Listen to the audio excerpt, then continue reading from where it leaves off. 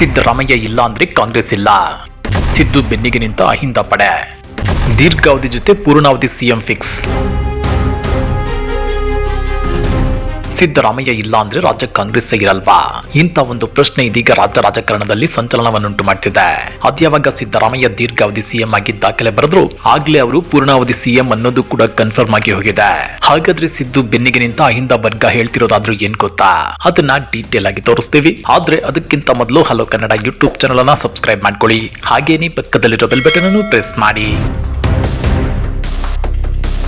ಸಿದ್ದರಾಮಯ್ಯನವರು ರಾಜ್ಯದ ಸುದೀರ್ಘಾವಧಿಯ ಮುಖ್ಯಮಂತ್ರಿ ಎಂಬ ದಾಖಲೆ ಸರಿಗಟ್ಟಿದ ಬೆನ್ನಲ್ಲೇ ಸಿದ್ದರಾಮಯ್ಯನವರ ಮುಖ್ಯಮಂತ್ರಿ ಹುದ್ದೆಯು ಪೂರ್ಣಾವಧಿ ಪೂರೈಸಬೇಕು ಅಂತೇಳಿ ಸರ್ಕಾರದ ಹಾಲಿ ಹಾಗೂ ಮಾಜಿ ಸಚಿವರು ಬಹಿರಂಗವಾಗಿ ಅಭಿಪ್ರಾಯ ವ್ಯಕ್ತಪಡಿಸಿದ್ದಾರೆ. ಸಚಿವರಾದ ಡಾಕ್ಟರ್ ಎಚ್ ಸಿ ಮಹದೇವಪ್ಪ, ಮಾಜಿ ಸಚಿವರು ಹಾಗೂ ಹಾಲಿ ಶಾಸಕರಾದ ಕೆಎನ್ ರಾಜಣ್ಣ, ಬಸವರಾಜ ರಾಯರೆಡ್ಡಿ ಸೇರಿದಂತೆ ಹಲವರು ಸಿದ್ದರಾಮಯ್ಯನವರು ಮುಖ್ಯಮಂತ್ರಿಯಾಗಿ ಪೂರ್ಣಾವಧಿ ಪೂರೈಸಬೇಕು ಎಂದಿದ್ದಾರೆ. ಮೈಸೂರಿನಲ್ಲಿ ಮಾತನಾಡಿರುವ ಸಚಿವ ಎಚ್ ಸಿ ಮಹದೇವಪ್ಪನವರು, ಸಿದ್ದರಾಮಯ್ಯ ಮುಳುಗಿದ್ರೆ ಕಾಂಗ್ರೆಸ್ ಮತ್ತು ಅಹಿಂದ ವರ್ಗ ಮುಳುಗುತ್ತದೆ. ಸಿದ್ದರಾಮಯ್ಯ ಇಲ್ಲದಿರುವ ಕಾಂಗ್ರೆಸ್ ಪಕ್ಷ ಮತ್ತು ಸರ್ಕಾರ ಊಹಿಸಿಕೊಳ್ಳಲು ಸಾಧ್ಯವಿಲ್ಲ. ಸಿದ್ದರಾಮಯ್ಯನವರು 2028ರವರೆಗೆ ಗಟ್ಟಿಯಾಗಿರಬೇಕು. ಈ ಅವಧಿಯನ್ನ ಪೂರೈಸಬೇಕು ಅಂತ ಹೇಳಿದ್ದಾರೆ. ಸಿದ್ದರಾಮಯ್ಯ ಇಲ್ಲದಿದ್ರೆ ಕಾಂಗ್ರೆಸ್ ಇಲ್ಲ. ಹೀಗಂತ ಮಾಜಿ ಸಚಿವ ಸಿದ್ದರಾಮಯ್ಯವರ ಆಪ್ತ ಬಣದ ಶಾಸಕ ಕೆಎನ್ ರಾಜಣ್ಣ ಅವರು ಕೂಡ ಹೇಳಿದ್ದಾರೆ. Mass puller Siddaramaiah mass puller ಇಲ್ಲದಿದ್ರೆ ಕಾಂಗ್ರೆಸ್ಗೆ ಅವಕಾಶ ಕಮ್ಮಿ. ಇದು ನನ್ನ ವೈಯಕ್ತಿಕ ಅಭಿಪ್ರಾಯ ಅಂತೇಳಿ ಕೆಎನ್ ರಾಜಣ್ಣ ಹೇಳಿದ್ರು. ಜೊತೆಗೆ ಸಿದ್ದರಾಮಯ್ಯ ಇದ್ರೇನೆ ಕಾಂಗ್ರೆಸ್, ಇಲ್ಲದಿದ್ರೆ ಕಾಂಗ್ರೆಸ್ಗೆ ಅವಕಾಶ ಕಮ್ಮಿ ಅನ್ನೋದು ನನ್ನ ವೈಯಕ್ತಿಕ ಅಭಿಪ್ರಾಯ ಅಂತೇಳಿ ಕೆಎನ್ ರಾಜಣ್ಣ ಹೇಳಿದ್ದಾರೆ. ಅಷ್ಟೇ ಅಲ್ಲ, ಯಡಿಯೂರಪ್ಪ ಇಲ್ಲ ಅಂದ್ರೆ ಬಿಜೆಪಿ ಇಲ್ಲ, ದೇವೇಗೌಡರು ಇಲ್ಲ ಅಂದ್ರೆ ಜೆಡಿಎಸ್ ಇಲ್ಲ, ಹಾಗೇನೆ ಸಿದ್ದರಾಮಯ್ಯ ಇಲ್ಲ ಅಂದ್ರೆ ಕಾಂಗ್ರೆಸ್ ಪಕ್ಷ ಇಲ್ಲ ಅಂತೇಳಿ ಕೆಎನ್ ರಾಜಣ್ಣ ಹೇಳಿದ್ದಾರೆ. ನಾನು ಬಹಳ ಸಾರಿ ಹೇಳಿದ್ದೇನೆ, ಸಿದ್ದರಾಮಯ್ಯ ಮಾಸ್ ಬುಲ್ಲರ್, ಆದ್ರೆ ಅಸೂಯೆಗೆ ಯಾರು ಏನ್ ಬೇಕಾದ್ರೂ ಹೇಳಬಹುದು ಅಂತ ಕೆಎನ್ ರಾಜಣ್ಣ ಹೇಳಿದ್ರು. ಇನ್ನ ಸಿದ್ದರಾಮಯ್ಯ ಸಿಎಂ ಆಗಿದ್ದು ಹೇಗೆ? ಡಿಕೆಶಿ ಬಿಟ್ಟುಕೊಟ್ಟಿದ್ದಕ್ಕಲ್ಲ, ಬದಲಿಗೆ ಸಿದ್ದರಾಮಯ್ಯನವರಿಗೆ ಪಕ್ಷದಿಂದ ಗೆದ್ದು ಬಂದ ಹೆಚ್ಚು ಶಾಸಕರ ಬೆಂಬಲವಿತ್ತು. ಹೀಗಾಗಿ ಶಾಸಕರ ಅಭಿಪ್ರಾಯ ಪಡೆದು ಸಿಎಲ್ಪಿ ಲೀಡರ್ ಅಂತ ಡಿಕ್ಲೇರ್ ಮಾಡಿದ್ದಾರೆ. ಈಗಲೂ ಸಿಎಂ ಆಯ್ಕೆ ಮಾಡುವುದು ಸಿಎಲ್ಪಿಯೇ ಹೊರತು ಬೇರೆ ಅಲ್ಲ. ರಾಷ್ಟ್ರೀಯ ಪಕ್ಷದಲ್ಲಿ ಮೇಲೊಬ್ಬರು ಎಲ್ಲವನ್ನು ನಿಯಂತ್ರಣ ಮಾಡ್ತಾರೆ. ಸಿಎಲ್ಪಿ ಹಾಗೂ ಹೈಕಮಾಂಡ್ ಸಹಾನುಭೂತಿ ಎಲ್ಲವೂ ಇರಬೇಕು. ದೇವರಾಜ ಅರಸು ಸಿಎಂ ಆಗಿದ್ದಾಗ ಅವರು ಎಂಎಲ್ಎ ಆಗಿರ್ಲೇ ಇಲ್ಲ. ಅವತ್ತು ಎಐಸಿಸಿ ವೀಕ್ಷಕರ ಅಭಿಪ್ರಾಯ ಪಡೆದು ಶಾಸಕರ ಬೆಂಬಲದಿಂದ ಸಿಎಂ ಆದ್ರು. ವಿಧಾನಸಭೆ ಸದಸ್ಯ ಅಲ್ಲದಿದ್ರು ಶಾಸಕರ ಬೆಂಬಲದಿಂದ ಅರಸು ಸಿಎಂ ಆದ್ರು ಅಂತ ರಾಜಣ್ಣ ಹೇಳಿದ್ರು. ಮುಖ್ಯಮಂತ್ರಿ ಅವರನ್ನ ಆಯ್ಕೆ ಮಾಡೋದು ಸಿಎಲ್ಪಿಯನ್ನ ಅದಕ್ಕೆ ಸುಪ್ರೀಂ ಅನ್ನೋದು. ರಾಷ್ಟ್ರೀಯ ಪಕ್ಷಗಳಲ್ಲಿ ಹೈಕಮಾಂಡ್ ಇರುತ್ತೆ. ಸಿಎಲ್ಪಿ ಹೈಕಮಾಂಡ್ ಸಹಮತ ಬೇಕು. ಹಿಂದೆ ಆಯ್ಕೆಗೆ ಅಬ್ಸರ್ವರ್ಸ್ ಬರ್ತಿದ್ರು. ಅರಸರನ್ನ ಸಿಎಂ ಮಾಡಿದಾಗ್ಲೂ ಬಂದಿದ್ರು. ಆಗ ಸಿಎಲ್ಪಿ ಇಂದಿರಾ ಅಭಿಪ್ರಾಯದ ಮೇಲಾಯ್ತು. ಹೀಗಾಗಿ ಸಿಎಂ ಕುರ್ಚಿಯನ್ನ ಬೇರೆ ಯಾರೂ ತೀರ್ಮಾನಿಸಲಾಗಲ್ಲ ಅಂತೇಳಿ ಕೆಎನ್ ರಾಜಣ್ಣ ಹೇಳಿದ್ದಾರೆ. 2028ರವರೆಗೆ ನೀವೇ ಸಿಎಂ ಆಗಿರಬೇಕು ಎಂದು ರಾಯರೆಡ್ಡಿ ಪತ್ರ. ಮುಖ್ಯಮಂತ್ರಿ ಸಿದ್ದರಾಮಯ್ಯನವರಿಗೆ ಪತ್ರ ಬರೆದಿರುವ ಮುಖ್ಯಮಂತ್ರಿಗಳ ಆರ್ಥಿಕ ಸಲಹೆಗಾರ ಬಸವರಾಜ ರಾಯರೆಡ್ಡಿ 2028ರವರೆಗೆ ನೀವೇ ಕರ್ನಾಟಕದ ಮುಖ್ಯಮಂತ್ರಿ ಆಗಿರಬೇಕು ಅಂತ ಹೇಳಿದ್ದಾರೆ. ಸುದೀರ್ಘ ಮತ್ತು ಸಾರ್ಥಕ ಆಡಳಿತದ ಮೂಲಕ ಚಾರಿತ್ರಿಕ ದಾಖಲೆ ನಿರ್ಮಿಸುತ್ತಿರುವುದು ರಾಜ್ಯದ ಜನತೆಗೆ ಅಪಾರ ಹೆಮ್ಮೆಯ ವಿಷಯ. ಮುಂದಿನ 2.5 ವರ್ಷಗಳ ಕಾಲ ಅಂದ್ರೆ 28 ಮೇ 2028ರವರೆಗೆ ಈ ರಾಜ್ಯದ ಮುಖ್ಯಮಂತ್ರಿಗಳಾಗಿ ಸರ್ವಾಂಗೀಣ ಅಭಿವೃದ್ಧಿಗಾಗಿ ಶ್ರಮಿಸುತ್ತೀರಿ ಎಂದು ನಂಬಿದ್ದೇನೆ ಅಂತೇಳಿ ಪತ್ರದಲ್ಲಿ ತಿಳಿಸಿದ್ದಾರೆ. ಇದೇ ವಿಚಾರವಾಗಿ ವಿಧಾನಸೌಧದಲ್ಲಿ ಸುದ್ದಿಗಾರರೊಂದಿಗೆ ಮಾತನಾಡಿರುವ ಬಸವರಾಜ ರಾಯರೆಡ್ಡಿ, ಮುಖ್ಯಮಂತ್ರಿ ಬದಲಾವಣೆ ವಿಚಾರ ಮಾಧ್ಯಮದ ಸೃಷ್ಟಿ. ಮುಖ್ಯಮಂತ್ರಿ ಬದಲಾವಣೆ ಆಗಬೇಕಾದ್ರೆ ಶಾಸಕರ ಅಭಿಪ್ರಾಯ ಪಡ್ಕೋಬೇಕು. ಇದೆಲ್ಲವೂ ಆಗದೆ ಹೇಗೆ ಬದಲಾವಣೆ ಆಗುತ್ತೆ? ಡಿಕೆ ಶಿವಕುಮಾರ್ ಆಕಾಂಕ್ಷೆ ಆಗೋದ್ರಲ್ಲಿ ತಪ್ಪಿಲ್ಲ, ಆದ್ರೆ ಅದಕ್ಕೆ ಸಮಯ ಸಂದರ್ಭ ಮುಖ್ಯವಾಗುತ್ತೆ. 5 ವರ್ಷ ಸಿದ್ದರಾಮಯ್ಯ ಮುಖ್ಯಮಂತ್ರಿ ಆಗಿರುತ್ತಾರೆ ಅಂತೇಳಿ ಮತ್ತೆ ಹೇಳಿದ್ದಾರೆ. ಸಿದ್ದರಾಮಯ್ಯನವರದ್ದು ವಿಶಿಷ್ಟ ವ್ಯಕ್ತಿತ್ವ. ನಿಮ್ಗೆ ಗೊತ್ತಿರ್ಲಿ, ಸಿದ್ದರಾಮಯ್ಯನವರದ್ದು ವಿಶಿಷ್ಟ ವ್ಯಕ್ತಿತ್ವ. ಓರ್ವ ದಕ್ಷ ಪೊಲಿಟಿಕಲ್ ಲೀಡರ್ ಹೇಗಿರ್ಬೇಕು ಅಂತ ಹೇಳಿ ಮಾಡಿಸಿದಂತಿದೆ ಸಿದ್ದರಾಮಯ್ಯನವರ ಕಟ್ಔಟ್. ಅವರ ಮಾತಲ್ಲಿ ಹಳ್ಳಿ ಸೊಗಡು, ಲೋಕಲ್ ಫ್ಲೇವರ್ ಸದಾ ಎದ್ದು ಕಾಣ್ತಿರುತ್ತೆ. ಮೋಸ್ಟ್ ಟ್ಯಾಲೆಂಟೆಡ್, ರಾಜಕಾರಣದಲ್ಲಿ ಚತುರ, ಮಾತಿನ ಮಿಸೈಲ್ಗಳಿಂದ ಎದುರಾಳಿಗಳನ್ನ ಕುಟ್ಟಿ ಕೆಡುವುದರಲ್ಲಿ ಫಂಟರ್ರು. ಇದೇ ಕಾರಣಕ್ಕೆ ರಾಜ್ಯದ ದೀರ್ಘಾವಧಿ ಮುಖ್ಯಮಂತ್ರಿಗಳಾಗಿ ಸಿದ್ದರಾಮಯ್ಯ ಹೊಸ ಮೈಲುಗಲ್ಲನ್ನ ದಾಖಲಿಸಿದ್ದಾರೆ. ಇಲ್ಲಿ ಗಮನಿಸಬೇಕಾದ ಅಂಶ ಏನಂದ್ರೆ, ಸಿದ್ದರಾಮಯ್ಯನವರಿಗೆ ಬರೀ ವಾಕ್ಚಾತುರ್ಯವಷ್ಟೇ ಅಲ್ಲ, ಅವರ ರಾಜಕೀಯ ದೃಷ್ಟಿಕೋನಗಳಲ್ಲಿ ಸಾಮಾಜಿಕ ಕಳಕಳಿ ಎದ್ದು ಕಾಣ್ತಿದೆ. ಅಹಿಂದ ವರ್ಗದ ಏಳಿಗೆಗಾಗಿ ದುಡಿಯುತ್ತಿದ್ದಾರೆ. ಧರ್ಮಾತೀತ, ಜಾತ್ಯತೀತ ಗುಣಗಳು ಯಥೇಚ್ಛವಾಗಿವೆ. ಹೀಗಾಗಿನೇ 2006ರಲ್ಲಿ ಸಿದ್ದರಾಮಯ್ಯ ಜೆಡಿಎಸ್ ನಿಂದ ಕಾಂಗ್ರೆಸ್ಗೆ ಬಂದ್ರು. 2013ರಷ್ಟೊತ್ತಿಗೆ ಮೂಲ ಕಾಂಗ್ರೆಸ್ ನಾಯಕರನ್ನ ಓವರ್ಟೇಕ್ ಮಾಡಿ ಈ ರಾಜ್ಯದ ಸಿಎಂ ಆಗಿದ್ರು. ಜೊತೆಗೆ 2023ರಲ್ಲಿ ಕರ್ನಾಟಕದಲ್ಲಿ ಕಾಂಗ್ರೆಸ್ ಪ್ರಚಂಡ ಗೆಲುವು ದಾಖಲಿಸೋಕೆ ಪ್ರಮುಖ ಪಾತ್ರ ವಹಿಸಿರೋದ್ರಲ್ಲಿ ಸಿದ್ದರಾಮಯ್ಯ ಮೇನ್ ಪಿಲ್ಲರ್ ಅಂದ್ರೆ ತಪ್ಪಾಗಲಾರದು. ಮತ್ತು ಇಂಟ್ರೆಸ್ಟಿಂಗ್ ವಿಷಯ ಏನಂದ್ರೆ, ಮಾಜಿ ಸಚಿವ ಕೆಎನ್ ರಾಜಣ್ಣ ಅವರು ಹೇಳಿದಂತೆ ಸಿದ್ದರಾಮಯ್ಯನವರನ್ನ ಸಿಎಂ ಕುರ್ಚಿಯಿಂದ ಕೆಳಗಿಳಿಸಿದ್ದೆ ಆದ್ರೆ ರಾಜ್ಯ ಕಾಂಗ್ರೆಸ್ ವೀಕ್ ಆಗುತ್ತೆ. ಇಡೀ ಸರ್ಕಾರ ಸಂಕಷ್ಟಕ್ಕೆ ಸಿಲುಕೋದಂತೂ ಗ್ಯಾರಂಟಿ. ಹೀಗಾಗಿನೇ ಸಿದ್ದರಾಮಯ್ಯನವರನ್ನ ಸಿಎಂ ಕುರ್ಚಿಯಿಂದ ಕೆಳಗಿಳಿಸಿ ತಮ್ಮನ್ನ ಸಿಎಂ ಮಾಡಿ ಅಂತೇಳಿ ಡಿಕೆಶಿ ಎಷ್ಟೇ ಹಾರಾಟ ನಡೆಸಿದ್ರು ಹೈಕಮಾಂಡ್ ನಾಯಕರು ಸೈಲೆಂಟ್ ಆಗಿರೋದು. ಇನ್ನ ಸಿದ್ದರಾಮಯ್ಯ ದೀರ್ಘಾವಧಿ ಸಿಎಂ ಆಗಿರೋದಕ್ಕೆ ಕಮಲದಳ ನಾಯಕರು ಉರ್ಕೊಂತಿದ್ದಾರೆ.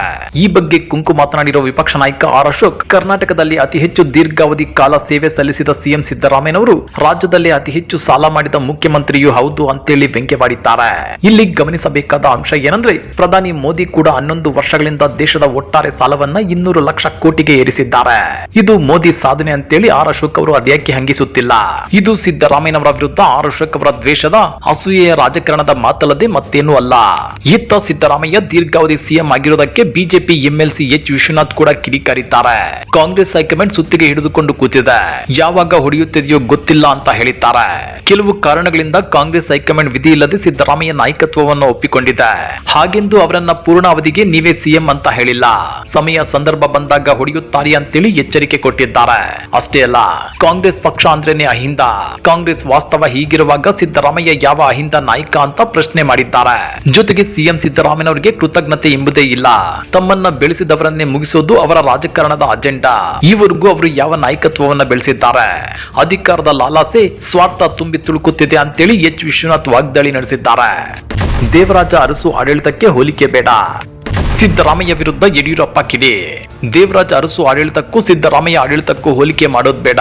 ಸಿದ್ದರಾಮಯ್ಯ ಸರ್ಕಾರ ಭ್ರಷ್ಟಾಚಾರದಲ್ಲಿ ಮುಳುಗಿದೆ ಅಂತೇಳಿ ಮಾಜಿ ಸಿಎಂ ಬಿಎಸ್ ಯಡಿಯೂರಪ್ಪ ಸರ್ಕಾರದ ವಿರುದ್ಧ ವಾಗ್ದಾಳಿ ನಡೆಸಿದ್ದಾರೆ. ದೇವರಾಜ ಅರಸು ಅವರ ಆಡಳಿತ ವೈಖರಿಯೇ ಬೇರೆ, ಸಿದ್ದರಾಮಯ್ಯ ಆಡಳಿತ ವೈಖರಿಯೇ ಬೇರೆ. ಈ ಸರ್ಕಾರ ಭ್ರಷ್ಟಾಚಾರದಲ್ಲಿ ಮುಳುಗಿದೆ. ಈ ಸಮಯದಲ್ಲಿ ದೊಡ್ಡ ಸಾಧನೆ ಮಾಡಿದ್ದೇನೆ ಎಂದು ತೋರಿಸಿದ್ದನ್ನ ಜನರು ಮೆಚ್ಚೋದಿಲ್ಲ ಅಂತೇಳಿ ಕಿಡಿಕಾರಿದ್ದಾರೆ.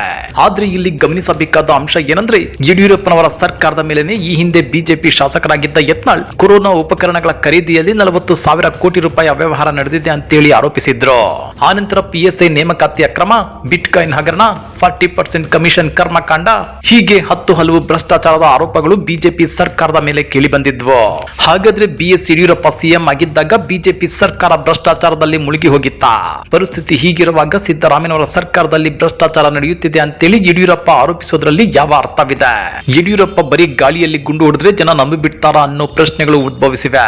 ಇದೆಲ್ಲದರ ಮಧ್ಯೆ ಸಿದ್ದರಾಮಯ್ಯ ಮತ್ತು ದೇವರಾಜು ಅರಸು ಅವರ ಮಧ್ಯೆ ಸಾಮ್ಯತೆಗಳೇನು ಅಂತ ನೋಡೋದಾದ್ರೆ, ದೇವರಾಜ್ ಅರಸು ಅವರು ರಾಜಕಾರಣದ ನೆಲದಲ್ಲಿ ಶ್ರಮವಹಿಸಿ ದುಡಿದು ಫಲ ಪಡೆದವರು. ಸಿದ್ದರಾಮಯ್ಯ ಅದೃಷ್ಟವಂತ ರಾಜಕಾರಣಿ. ರಾಜಕಾರಣದ ಆಟದಲ್ಲಿ ಸರಿಯಾದ ಸಮಯಕ್ಕೆ ಸರಿಯಾದ ಸ್ಥಳದಲ್ಲಿದ್ದು ಅವಕಾಶವನ್ನ ಪಡೆದುಕೊಳ್ಳಲು ಯಾವ ರೀತಿಯ ರಾಜಕಾರಣವನ್ನ ಎಷ್ಟರ ಮಟ್ಟಿಗೆ ಮಾಡಬೇಕು ಅಷ್ಟೇ ಮಾಡಿ ಯಶಸ್ವಿಯಾದ ಪಕ್ಕಾ ಪ್ರೊಫೆಷನಲ್ ಪೊಲಿಟಿಷಿಯನ್. ಅರಸು ಹೊಸ ರಾಜಕೀಯವನ್ನ ಕಟ್ಟಿದವರು. ತಮಗೆ ದೊರೆತ ಅಷ್ಟು ಅವಕಾಶಗಳನ್ನ ತಾವೇ ಸೃಷ್ಟಿ ಮಾಡಿಕೊಂಡವರು.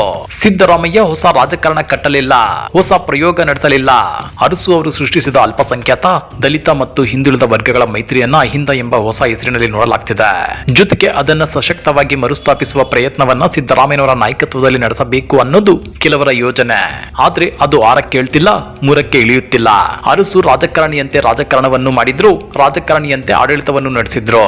ಸಿದ್ದರಾಮಯ್ಯ ರಾಜಕಾರಣಿಯಂತೆ ರಾಜಕಾರಣವನ್ನು ಮಾಡಲಿಲ್ಲ, ರಾಜಕಾರಣಿಯಂತೆ ಆಡಳಿತವನ್ನು ನಡೆಸಲಿಲ್ಲ ಅನ್ನೋ ಮಾತುಗಳು ಇವೆ.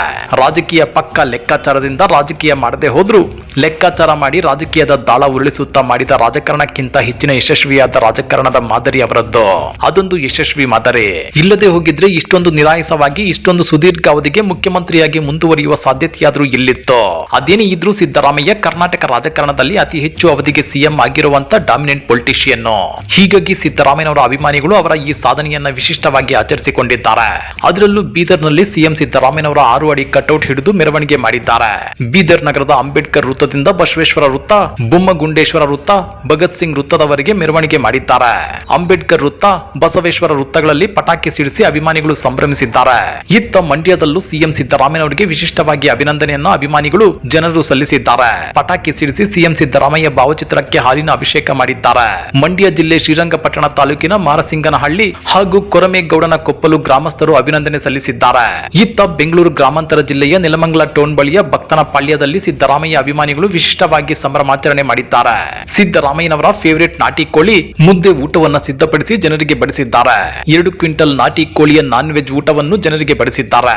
ಹಾಗಾದ್ರೆ ಸಿದ್ದರಾಮಯ್ಯ ದೀರ್ಘಾವಧಿ ಸಿಎಂ ಆದಂತೆ ಪೂರ್ಣಾವಧಿ ಸಿಎಂ ಕೂಡ ಆಗ್ತಾರಾ? ಅಹಿಂದ ವರ್ಗ ಸಿದ್ದು ಬೆನ್ನಿಗೆ ನಿಂತಿರೋದರ ಬಗ್ಗೆ ನೀವೇನಂತೀರಾ? ಕಮೆಂಟ್ ಮಾಡಿ, ವಿಡಿಯೋ ಲೈಕ್ ಮಾಡಿ, ಶೇರ್ ಮಾಡಿ. ಇಂಥ ಮತ್ತಷ್ಟು ರೋಚಕ ರಾಜಕೀಯ ಸುದ್ದಿಗಳನ್ನ ಮಿಸ್ ಮಾಡದೆ ನೋಡಬೇಕು ಅಂದ್ರೆ ಹಲೋ ಕನ್ನಡ ಯೂಟ್ಯೂಬ್ ಚಾನಲ್ ಅನ್ನ ಸಬ್ಸ್ಕ್ರೈಬ್ ಮಾಡ್ಕೊಳ್ಳಿ.